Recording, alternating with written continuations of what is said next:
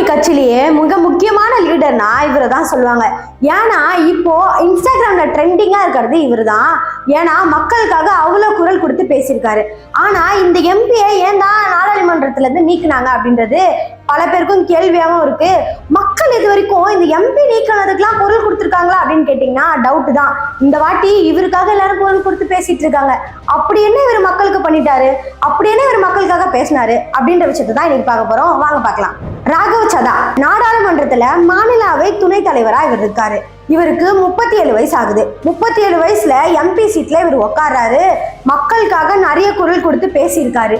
இவரோட ஒய்ஃப்காக நீங்க இவரை பத்தி பேசுறீங்களான்னு கேட்கறான். ஏன்னா இவரோட ஒய்ஃப் வந்து ஃபேமஸான ஒரு ஆக்டர். இவரோட ஒய்ஃப் பிரனிதி சோப்ரா. இவங்களுக்காக தான் இவரை வந்து ஐப் கொடுத்து பேசுறாங்களா அப்படின்னு கேட்டீங்கன்னா கிடையவே கிடையாது. ஏன்னா மக்களுக்காக நிறைய விஷயங்களை குரல் கொடுத்து பேசியிருக்காரு. 2012லயே ஆம் ஆத்மி கட்சியில சேர்றாரு. மக்களுக்காக உழைக்கிறாரு.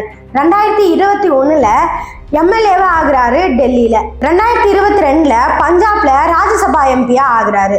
இதெல்லாம் தாண்டி 2026 வரைக்கும் மாநிலவை துணைத் தலைவரா இருந்துட்டு இருந்தாரு. ஆனா ரீசெண்டா அந்த பதவியில இருந்து இவரை தூக்குறாங்க. இப்ப வரைக்கும் பாத்தீங்கன்னா இன்ஸ்டாகிராம்லயும் சரி ஃபேஸ்புக்லயும் சரி இவர் தான் ஃபேமஸா இருக்காரு. எதுக்காகன்னு கேட்டீங்கன்னா நம்மளுக்காக நிறைய விஷயங்களை பேசியிருக்காரு. அதுவும் இல்லாம நிர்மலா சீதாராமனையே கேள்வி கேட்கிற அளவுக்கு இவர் தைரியமான ஒரு எம்பியா இருந்துட்டு இருக்காரு. பல எம்பிகள் நம்மளுக்காக குரல் கொடுத்திருக்காங்க. அதுல இப்ப வரைக்கும் இவர் நம்மளுக்காக குரல் கொடுத்துட்டு தான் இருந்தாரு. ரீசெண்டா இவரை பதவியில இருந்து தூக்கிருக்காங்க. அப்படி என்னப்பா நம்மளுக்காக பேசிட்டாரு அப்படின்னு நீங்க கேட்டீங்கன்னா ஒரு சின்ன எடுத்துக்காட்டு சொல்றேன். அது என்ன தெரியுமா? ஏர்போர்ட்ல நம்மளுக்கு ஒரு டீ குடிக்கணும்னு தோணுனா கூட 200 ரூபாய் வச்சுதான் குடிக்கிற மாதிரி இருக்கும். ஆனா இப்பெல்லாம் நீங்க 10 ரூபாய் கொடுத்தே குடிச்சுக்கலாம். அதுக்காக பேசினவரு இவரு தான். இது மாதிரி நிறைய நம்மளுக்காக பேசியிருக்காரு. அதுல ஒரு சிலதை நான் இப்ப சொல்றேன் கேளுங்க. ஏர்போர்ட்ல நடக்கிற சில குழப்பமான விஷயத்தெல்லாம் இவர் நம்மளுக்காக பேசியிருக்காரு. ஏர்போர்ட்ல ஹை பிரைஸ்ல விற்கிற சில பொருட்கள் எல்லாம் ஏன் இவ்வளவு பிரைஸுக்கு விற்கிறீங்க அப்படின்னு கேட்டவரும் இவர் தான்.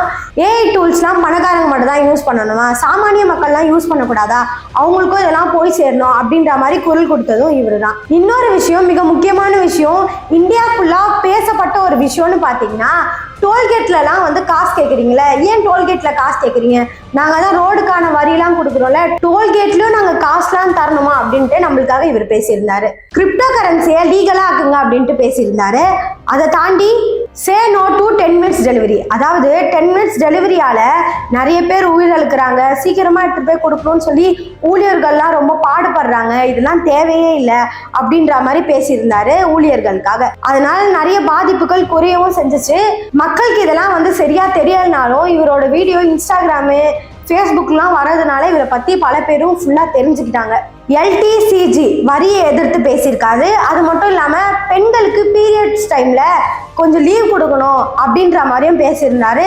அதை தாண்டி இன்னொரு விஷயம் என்ன பேசியிருந்தாருன்னா ரைட் டு ரீகால் அப்படின்ற விஷயத்தையும் பேசியிருந்தாரு. ரைட் டு ரீகால் அப்படின்னா என்னன்னு கேட்டீங்கன்னா, இப்போ ஒரு தலைவர் வந்து பதவியில உட்காந்துட்டு மக்களுக்கு வந்து சரியான எதுவுமே செய்யல, அவரை நாங்க மாத்தணும்னு விரும்புறோம் அப்படின்னு நீங்க நினைச்சீங்கன்னா மாத்திக்கலாம். அவரை பதவியை விட்டு நீக்கிட்டு வேற ஒருத்தரை பதவிக்கு கொண்டு வரதுக்கான முயற்சி செய்யலாம். அதுதான் ரைட் டு ரீகால் அப்படின்னு சொல்லியிருக்காங்க. இது மாதிரி பல விஷயங்களை நம்மளுக்காக பேசியிருக்காரு. எனக்கு தெரிஞ்ச சில விஷயங்களை மட்டும் தான் நான் சொல்லியிருக்கேன். எனக்கு தெரியாத பல விஷயங்களை நம்மளுக்காக அவர் பேசியிருக்காரு. இது மாதிரி ஒருத்தரை எதுக்கு எம்பி பதவியில இருந்து தூக்குனாங்க அப்படின்றது பல பேருக்கும் கேள்வியா தான் இருக்கு. அவருக்கு சப்போர்ட் பண்ணி ஒரு சின்ன பையன் வீடியோ ஒண்ணு போட்டிருக்கான். அந்த வீடியோ போய் பாருங்க. அவர் ஏமா வெளில போக சொன்னாங்க? ராகவ் சதாவியா? அவர் அப்படி என்ன கேட்டுட்டாரு? கார் வாங்கினேன் டாக்ஸ் கட்டுறேன், காருக்கு பெட்ரோல் போட்டேன் டாக்ஸ் கட்டுறேன், கார் ஓட்டி போகிற ரோட்டுக்கு டாக்ஸ் கட்டுறேன், டோல்கேட்டுக்கு டாக்ஸ் கட்டுறேன், அதானமா சொன்னாரு. எது சரி எது சரியில்லைன்னு சொல்லிட்டு பேசி முடிவு எடுக்கிறது தானேமா அது. இதுக்கே அவங்க மேல ஆக்ஷன் எடுத்தாங்க? அவர் மக்களுக்காக கேள்வி கேட்டார்ல, மக்கள் எல்லாருமே அவர் சொன்னதை புரிஞ்சுக்கிட்டு ஆமா இல்ல கரெக்டு தானே, அவருக்கு நீங்க பதில் சொல்லுங்க அப்படின்னாங்கல்ல. அதனால இவர் விட்டா இன்னும் நிறைய மக்களுக்காகன்னு உண்மையெல்லாம் பேசிடுவாரோ அப்படிங்கிறதுக்காக அவரை வெளியில அனுப்பிச்சிட்டாங்க. அவர் மேல இப்ப நடவடிக்கை எடுக்கிறதுக்கு பேசிக்கிட்டு இருக்காங்கன்னு சொல்றாங்க. ஓகேவா? இதுல இருந்து என்ன புரியுது? வெளிப்படையா எதுவும் சொல்லிடக்கூடாது.